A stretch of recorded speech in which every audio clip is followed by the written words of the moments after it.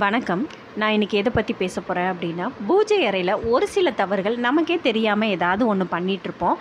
அதை அந்த பூஜை அறையில் செய்யக்கூடாது அப்படிங்கிறத எனக்கு தெரிஞ்ச ஒரு சில விஷயத்தை தான் நான் உங்கள் கூட இன்றைக்கி ஷேர் பண்ண போகிறேங்க. இந்த மாதிரி பூஜை அறையில் நம்ம இந்த தவறெல்லாம் செஞ்சோம் அப்படின்னா அந்த வீடு பெரிய நெகட்டிவாக மாறிடும், அந்த வீட்டுக்கு கண்டிஷ்டி விழுந்துடும் அப்படிங்கிற மாதிரிலாம் கண்டிப்பாக கிடையாதுங்க.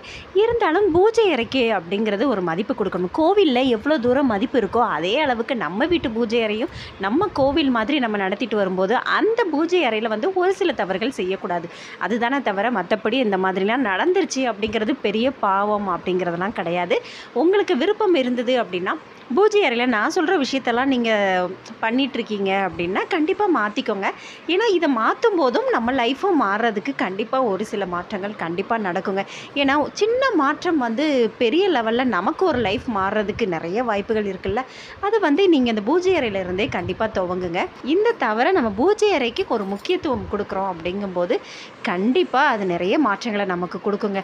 பொதுவாகவே நமக்கு என்ன கஷ்டம் வந்தாலும் சரி பூஜை அறையில் போய் ஒரு தீபம் ஏற்றி வச்சோம் அப்படின்னா நமக்கு அவ்வளோ நிம்மதியாக இருக்கும். அது மட்டும் இல்லை, பூஜை அறையில் எப்போவுமே காலையிலையும் சாயங்காலமும் கண்டிப்பாக பூஜை அறையில் தீபம் ஏற்றணுங்க. அது ஏற்றலை அப்படின்னா அந்த வீடு கண்டிப்பாக நெகட்டிவாக இருக்கும் அப்படின்னு சொல்லப்படுது. ஒரு வீட்டில் தொடர்ந்து ஒரு 3 நாளுக்கு மேலே தீபம் ஏற்றலை அப்படின்னா அந்த வீடு ஒரு நெகட்டிவாக இருக்க வாய்ப்பு இருக்குது அப்படிங்கிற மாதிரியும் கேள்விப்பட்டிருக்கேன். அது மட்டும் இல்லை, ஒரு சில வீடு காலியாக இருக்கும்.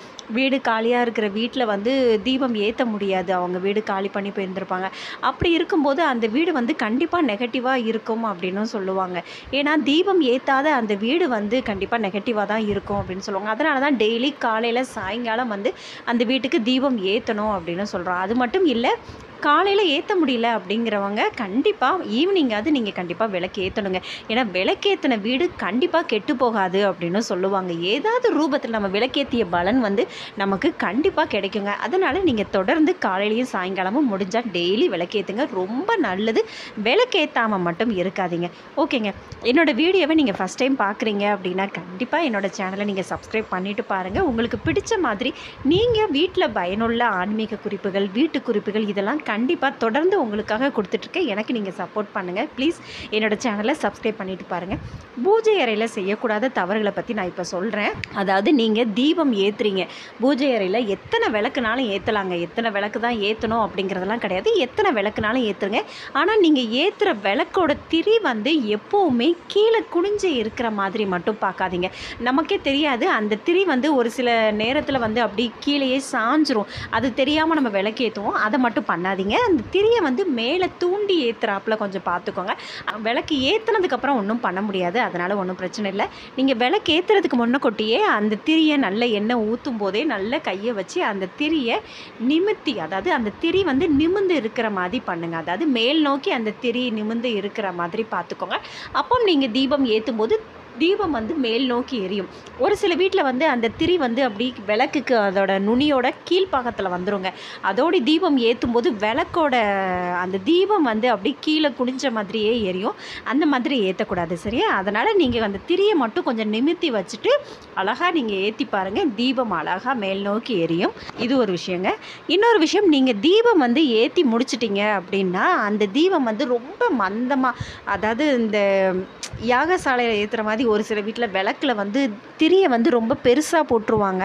அந்த திரி ரொம்ப தீபம் ரொம்ப பெரிய சுடராக அந்த மாதிரி எரிஞ்சிட்ருக்கும். அந்த மாதிரியும் வீட்டில் எரியக்கூடாதுங்க. சமமாக ஓரளவுக்கு அந்த திரியை நிமித்தி விட்டுட்டு நீங்கள் அழகாக நீங்கள் பொருத்தி வச்சு பாருங்கள், கண்டிப்பாக தீபம் அழகாக எரியும். எப்போவுமே தீபம் மடமடன்னு அந்த மாதிரி மந்தமாக பெரிய அளவில் எரியக்கூடாது. வீட்டு பூஜை அறையில் அந்த மாதிரி எரியக்கூடாது. அதே மாதிரி தீபம் ரொம்ப அசைஞ்சிக்கிட்டே அந்த மாதிரியும் இருக்கக்கூடாது.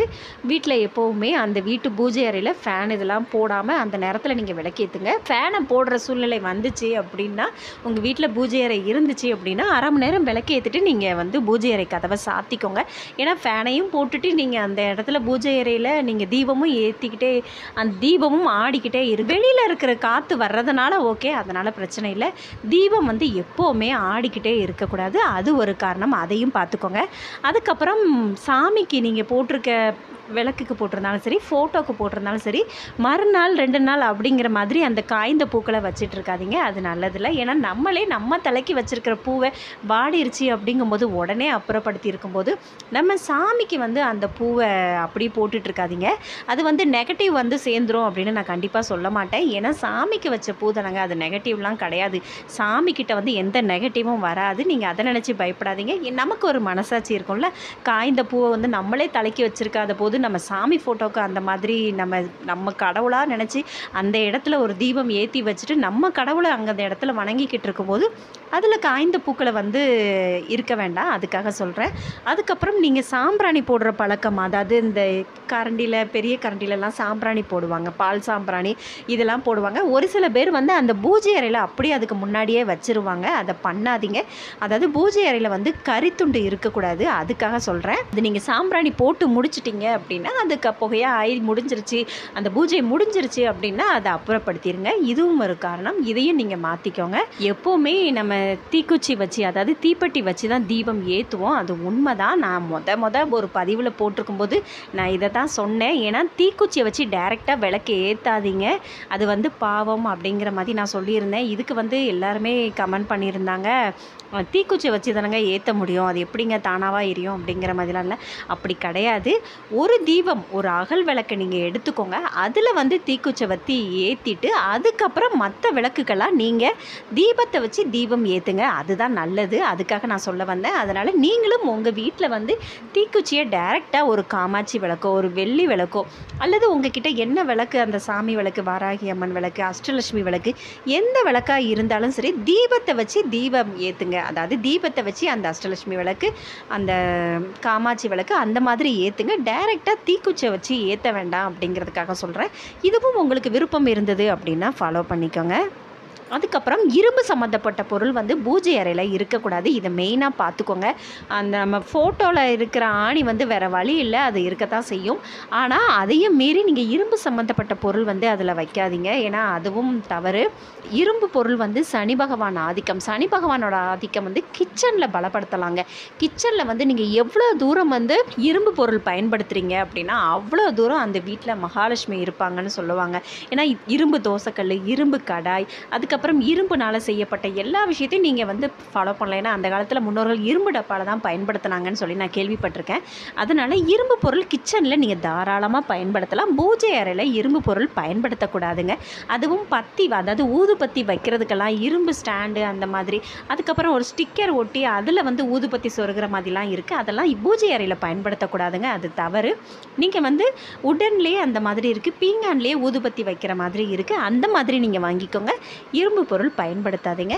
அதுக்கப்புறம் நீங்கள் சாமிக்கு நைவேத்தியம் வைக்கிறது வந்து சும்மா மாடலாக இருக்குது அப்படிங்கிறதுக்காக பிளாஸ்டிக்கு அந்த மாதிரி டிசைனாக இருக்கிற இதிலலாம் நைவேத்தியம் வைக்கக்கூடாதுங்க. கண்டிப்பாக பித்தளையில் வச்சுக்கோங்க. அல்லது முடிஞ்சது அப்படின்னா வெள்ளி கிண்ணம் உங்ககிட்ட இருந்தது அப்படின்னா நெய்வேத்தியத்துக்கு அதை வச்சுக்கோங்க.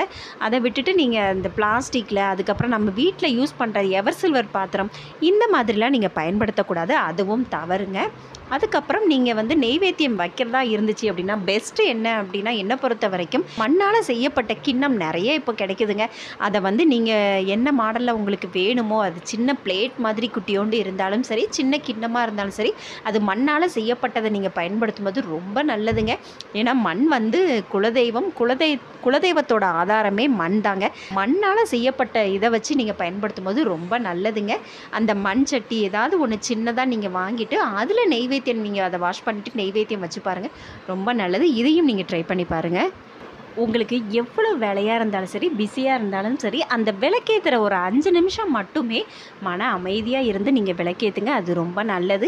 பக்கத்தில் யாருக்கிட்டையாவது பேசிக்கிட்டே, அதுக்கப்புறம் சண்டை போட்டுக்கிட்டே, அதுக்கப்புறம் யாருக்கிட்டையாவது கோபத்தை காட்டிக்கிட்டே, திட்டிக்கிட்டே அந்த மாதிரி விளக்கேற்றக்கூடாதுங்க.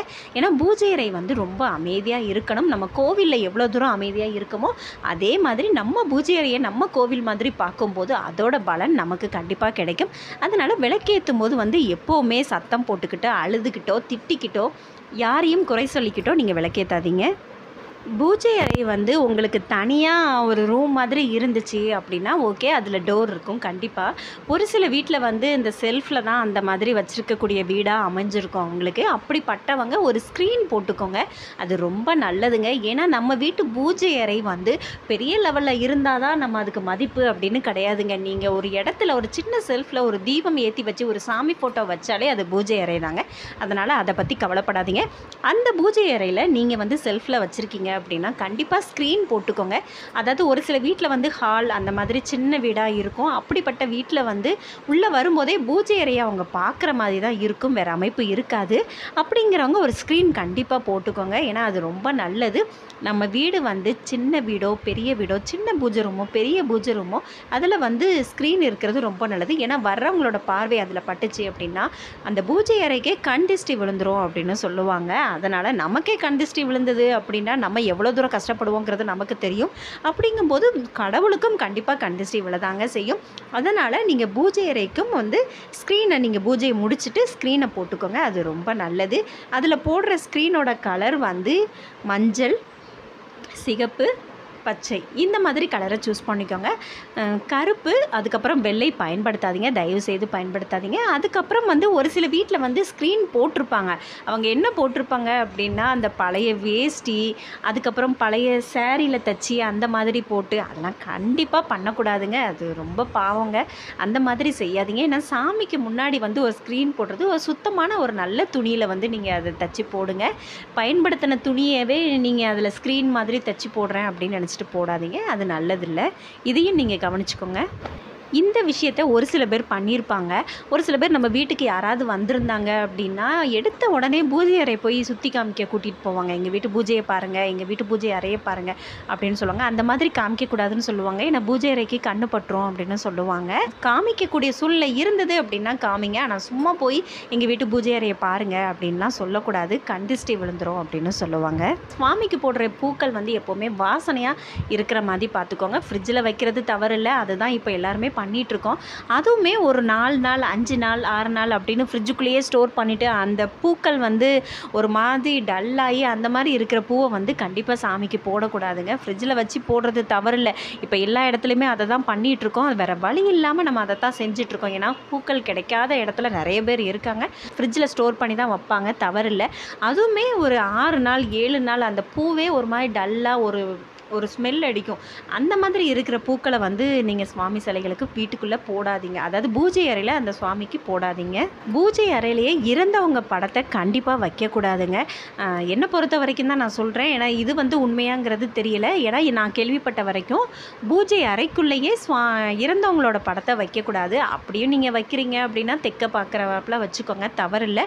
ஆனால் பூஜை அறையிலேயே சேர்ந்து இருக்கிறாப்புல அதோடி ஒன்றா வைக்கக்கூடாதுன்னு சொல்லுவாங்க. அதாவது இறந்தவங்கள் படத்தை அந்த மாதிரி வைக்கக்கூடாது. அதுவும் துர்மரணம் அடைஞ்சு யாராவது ஒருத்தங்க இருக்காங்க அப்படின்னா அவங்க ஃபோட்டோ வச்சு நீங்கள் பூஜை பண்ணுறீங்க அப்படின்னா கண்டிப்பாக தெக்க பார்த்து வச்சு பண்ணுங்கள். பூஜை அறையில் கண்டிப்பாக அந்த ஃபோட்டோ வைக்கக்கூடாதுன்னு சொல்லுவாங்க. நீங்கள் இறந்தவங்க ஃபோட்டோவுக்கும் தனியாக நம்ம தீபம் ஏற்றி வைப்போம். அதுக்கப்புறம் அதுக்கும் தீபாதனை எல்லாம் காட்டுவோம்ல. ஆனால் அதுக்கு வந்து தனியாக ஒரு ஊதுபத்தி ஸ்டாண்டு அந்த மாதிரி வச்சுக்கோங்க. அதுக்கு வந்து நீங்கள் இரும்பு அந்த மாதிரிலாம் எதுவுமே இது கிடையாதுங்க. நீங்கள் இறந்தவங்க ஃபோட்டோவுக்கு வந்து அந்த இரும்பு பொருள் பயன்படுத்தக்கூடாது அப்படிங்கிறதெல்லாம் கிடையாது, தாராளமாக பயன்படுத்தலாம். கடவுளுக்கு மட்டும்தான் அந்த மாதிரி. இறந்தவங்க ஃபோட்டோவுக்கு வந்து அந்த ஊதுபத்தி நீங்கள் தனியாக வச்சுக்கிடணும். அதுக்கப்புறம் கற்பூரம் காமிக்கிற அந்த தட்டும் தனியாக வச்சுக்கிடணும். அதுக்கு உண்டான மணி அதையும் தனியாக வச்சுக்கணும்னு சொல்லி நான் கேள்விப்பட்டிருக்கேன். இதையும் நீங்கள் ஃபாலோ பண்ணிக்கோங்க. நான் கடவுளுக்கு காமிக்கிற அதே சூடம் காமிச்சு அந்த தட்டோடையே அப்படி இறந்தவங்க ஃபோட்டோவுக்கும் காமிக்கக்கூடாதுன்னு சொல்லி நான் கேள்விப்பட்டிருக்கேன். எங்கள் வீட்லேயும் என் மாமனாருக்கு நாங்கள் அதை தான் ஃபாலோ பண்ணிகிட்ருக்கேன். அதனால் சொல்கிறேன், நம்ம வீட்டு பூஜை அறையில் இருக்கிற சுவாமி படங்களுக்கு நம்ம பூக்கள் போடும்போது மஞ்சள் தண்ணி தெளித்து போடுறது ரொம்ப நல்லதுங்க. கோவிலில் பார்த்துருக்கீங்க, நம்ம பூக்கள் கொடுக்கும்போது அங்கே இருக்கிற ஐயர் வந்து தண்ணி தெளிச்சுட்டு தான் சாமிக்கு போடுவாங்க. அது நல்லது. ஏன்னா எத்தனை பேர் கைப்பட்டு அது வருது அப்படிங்கிறத சொல்ல முடியாது. அதனால் நீங்கள் வீட்டில் வந்து மஞ்சள் தண்ணி தெளிச்சுட்டு அதை சுவாமி படங்களுக்கு போடுங்க, அது ரொம்ப நல்லதுங்க. இதையும் நீங்கள் ஃபாலோ பண்ணிக்கோங்க. நீங்கள் உங்கள் தலையில் பூ வைக்கும்போது கண்டிப்பாக உங்கள் வீட்டு பூஜை அறையில் இருக்கிற அம்மன் படத்துக்கு பூ வச்சுட்டு ஒரு சின்ன துண்டு இருந்தாலும் ஓகே, வச்சுட்டு அதுக்கப்புறம் நீங்கள் வைங்க, ரொம்ப நல்லதுங்க. ஏன்னா நம்ம பொதுவாகவே ஒரு வீட்டில் வந்து சுமங்கலி பெண்களுக்கு யாருக்காவது பூவை கொடுத்துட்டு நம்ம வைக்கும்போது ரொம்ப நல்லது. அவங்களுக்கும் கண்டிப்பாக கொடுக்கணுங்கிறது உங்கள் எல்லாருக்குமே தெரியும். நம்ம பக்கத்தில் யாராவது அப்படி இல்லை அப்படிங்கிற பட்சத்தில் கண்டிப்பாக கடவுளுக்கும் கொடுக்கணும். அது மட்டும் இல்லை, நீங்கள் என்ன பூக்கள் தலையில் வைக்கிறதா இருந்தாலும் வந்து கண்டிப்பாக நம்ம சுவாமி படங்களுக்கு இருக்கிற அம்மனுக்கு மெயினாக ஒரு சின்ன துண்டு பூ வந்து வச்சுட்டு அதுக்கப்புறம் நீங்கள் தலையில் வைங்க. கண்டிப்பாக அது ரொம்ப ரொம்ப நல்லதுங்க. இரும்பு சம்மந்தப்பட்ட பொருள் வந்து பூஜை அறையில் பயன்படுத்தக்கூடாதுன்னு நான் சொல்லியிருக்கேன். அதில் வந்து சுவாமி சிலைகள், அதாவது இப்போ இரும்பு அந்த மாதிரி இதுலேயே நிறைய இந்த விநாயகர் சிலை அந்த மாதிரிலாம் மாடலாக ஆன்லைனில் வாங்கிலாம் நிறைய பேர் வைக்கிறாங்க. நான் ஒரு வீட்டில் பார்த்துருக்கேன், அதனால் சொல்கிறேன். அந்த மாதிரியும் வைக்கக்கூடாதுங்க. இரும்பு பொருளே பூஜை அறையில் பயன்படுத்தக்கூடாதுங்கும் போது அதில் செய்கிற வந்து சுவாமி சிலைகள், பிளாஸ்டிக்கில் செய்கிற சுவாமி சிலைகள் இதெல்லாம் வந்து பூஜை அறையில் வந்து பயன்படுத்தக்கூடாதுன்னு சொல்கிறாங்க. அதனால் அதையும் பயன்படுத்தாதீங்க. பூஜை அறையில் வந்து நீங்கள் தீபம் ஏற்றும்போது, காலையில் சாயங்காலம் தீபம் ஏற்றும்போது கண்டிப்பாக மஞ்சள் குங்குமம் பக்கத்தில் வச்சுருப்பீங்க. அது நிறைவாக இருக்கிற மாதிரி பார்த்துக்கோங்க. அது மட்டும் இல்லை, மஞ்சளோ சந்தனமோ அந்த கிண்ணம் வந்து அந்த உள்ளே இருக்கிற அந்த கிண்ணத்தில் இருக்கிற மஞ்சளும் சந்தனமும் காஞ்சி போய் அந்த மஞ்சளோ கீரல் மாதிரி அப்படி இருக்கும். அந்த மாதிரி வச்சுட்டு விளக்கேற்றக்கூடாது. அந்த மஞ்சள்லேயும் சந்தன கிண்ணத்துலேயும் வந்து தண்ணி ஊற்றி வச்சுட்டு நல்லா மிக்ஸ் பண்ணி வச்சுட்டு அதுக்கப்புறம் வந்து நீங்கள் தீபம் ஏற்றுங்க. ரொம்ப பூஜை அறையில் வந்து டெய்லி தண்ணி வைக்கணுங்க. தண்ணி வைக்காமல் நீங்கள் பூஜை பண்ணக்கூடாது. அது கண்டிப்பாக பூர்த்தி ஆகாதுன்னு சொல்லுவாங்க. ஏன்னா அதில் பஞ்ச பாத்திரத்தில் சொல்லுவோம்ல, அது வந்து தண்ணி எப்போவுமே அதில் இருக்கணும். அதில் வந்து கொஞ்சமாக பச்சை கற்பூரம், ஏலக்காய் போட்டு வைங்க. முடியாதவங்க தண்ணி கூட வைங்க, ரொம்ப நல்லது. ஏன்னா டெய்லி வந்து இறைவன் வந்து நம்ம தண்ணி குடிச்சிட்டு போவாங்கன்னு சொல்லி ஒரு ஐதீகம் இருக்குதுன்னு சொல்கிறாங்க. அதனால் நீங்கள் எப்போவுமே டெய்லி அந்த தண்ணி வந்து மாற்றணுங்க. அது ரொம்ப நல்லது. அதையும் வச்சுக்கோங்க. பூஜை அறையில் வந்து இருக்கிற விளக்கு வந்து அப்படி டைரெக்டாக அப்படியே அந்த செல்ஃப்லேயோ சரி அல்லது பூஜை ரூம்லேயோ சரி அப்படி டைரெக்டாக வைக்கக்கூடாது. கீழே ஒரு தட்டு, அதாவது பித்தளை தட்டு வச்சு தான் வைக்கணும். எவர் சில்வர் தட்டு பயன்படுத்தக்கூடாது. மண்ணால் செய்யப்பட்ட பிளேட்டே இப்போ கிடைக்கல, அந்த இதையே கூட நீங்கள் வாங்கி வச்சுட்டு அதுக்கு மேலே கூட நீங்கள் விளக்கு வைக்கலாம். இதுவும் நல்லது தாங்க. ஆனால் எக்காரணத்து கொண்டும் வெறும் தரையில் வந்து நீங்கள் விளக்கு வந்து வைக்கக்கூடாது. நீங்கள் என்ன தட்டு பயன்படுத்தினாலும் சரி, அதாவது பித்தளை தட்டாக இருந்தாலும் சரி, வெள்ளி தட்டாக இருந்தாலும் சரி, இந்த மண் தட்டு அந்த மாதிரி இருந்தாலும் சரி, அதுக்கு கீழே வந்து ₹1 காயின் அல்லது ₹5 காயின் வைங்க. நான் பேசுகிற விஷயம் உங்களுக்கு பயனுள்ளதாக இருந்தது அப்படின்னா ப்ளீஸ் இந்த வீடியோவுக்கு ஒரு லைக் பண்ணுங்கள். என்னோடய சேனலை சப்ஸ்கிரைப் பண்ணிவிட்டு பாருங்கள். எனக்கு சப்போர்ட் பண்ணுங்கள் ப்ளீஸ். மேலும் மேலும் உங்களுக்காக ஆன்மீக தகவல் நான் கண்டிப்பாக கொடுக்க ரெடியாக இருக்கிறதுக்கு என்னோடய சேனலை நீங்கள் சப்ஸ்கிரைப் பண்ணால் மட்டும்தான் எனக்கு மேலும் மேலும் சப்போர்ட்டாக இருக்குங்க ப்ளீஸ். அது மட்டும் இல்லை, அடுத்து உங்கள் பூஜை அறை எந்த மாதிரி இருந்தது அப்படின்னா வீடு பாசிட்டிவாக இருக்கும் அப்படிங்கிறது எனக்கு தெரிஞ்ச விஷயத்த நான் உங்கள் கூட ஷேர் பண்ணுறேன். கண்டிப்பாக என்னோடய சேனலை நீங்கள் சப்ஸ்கிரைப் பண்ணிவிட்டு பாருங்கள் ப்ளீஸ்.